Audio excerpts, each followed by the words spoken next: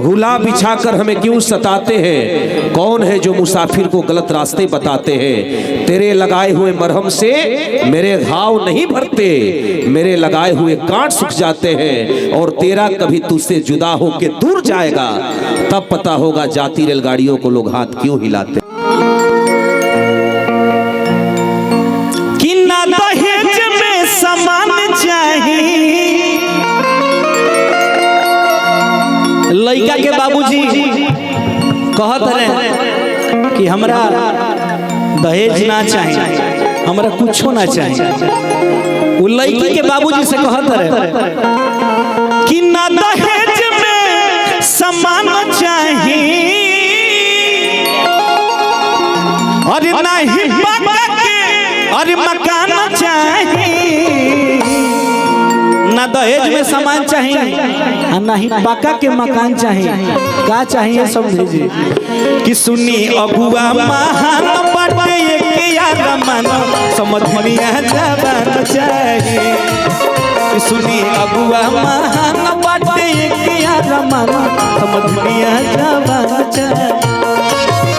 ना दहेज में सामान चाहिए, वाह भोला भैया, नहीं बाबा के मकान चाहिए। सुनी अगुआ महान बटे किया रमन समझ में जवान चाहिए। सुनी अगुआ महान बटे किया रमन समझ में जवान चाहिए।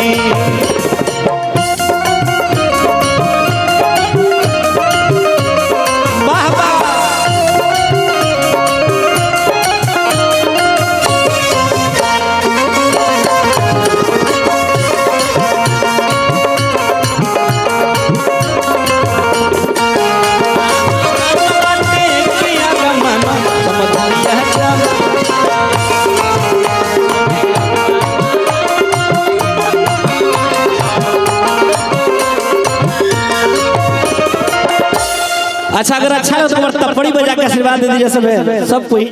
अच्छा मुकेश भैया कहाँ है? आपके तरफ से मुकेश भैया की तरफ से।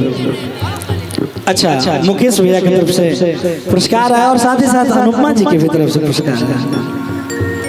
और बहुत बहुत धन्यवाद। भगवान माता रानी आप पे ऐसे ही कृपा बनाए रखे और ऐसे ही परिवार को जोड़ते चलिए। आपका एक बहुत अच्छा चीज़ है कि आप सभी को लेकर चलते हैं, ये आपसे सीखना चाहिए। नहीं, सही बात है। हमेशा हम लोग जहाँ मिलते हैं वहाँ ऐसे ही बस हंसते रहिए, मुस्कुराते रहिए और आगे बढ़ते रहिए। लड़का के बाप बेटी यहाँ पार्टी से कहता है, रुक जा भोला भोला कि ना चाहिए कूलर अरे ना चाहिए टीवी, अब पढ़ल लिखल चाहिए हमारा बबुआ के बीवी।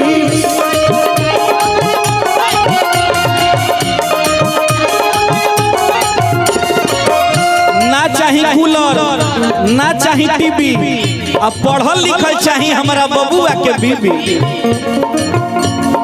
जौन की आवे तो तनी मान दान करे अपना ससुर जी के, अपना सास जी के। आजकल के तब पतो के कहीं मत सासे लोग बेचैन रहते रहे, चाय बना के उनका रूम में पहुंचा देते रहे। कि कलयुग आ गया कि ना चाहिए कूलर अरे ना चाहिए टीवी, अब पढ़ल लिखल चाहिए हमारा बबुआ के बीबी।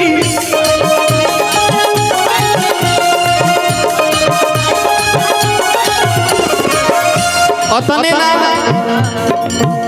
उनकर रूपवा मत चाहिए, उनकर गुणवा मत चाहिए। सुनी अगुआ महान बटे किया रमन समझ में जवान चाहिए। सुनी अगुआ महान बटे किया रमन समझ में जवान चाहिए। वाह वाह, दिल्लिया मिलके हुस्न वालों ने गोरे गोरे गालों ने गाल काले गालों ने गोरे गोरे गालों ने गाल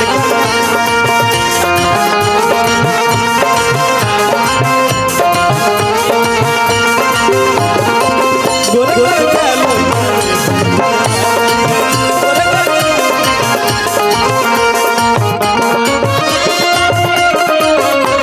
समझनिया जमाना चाहिए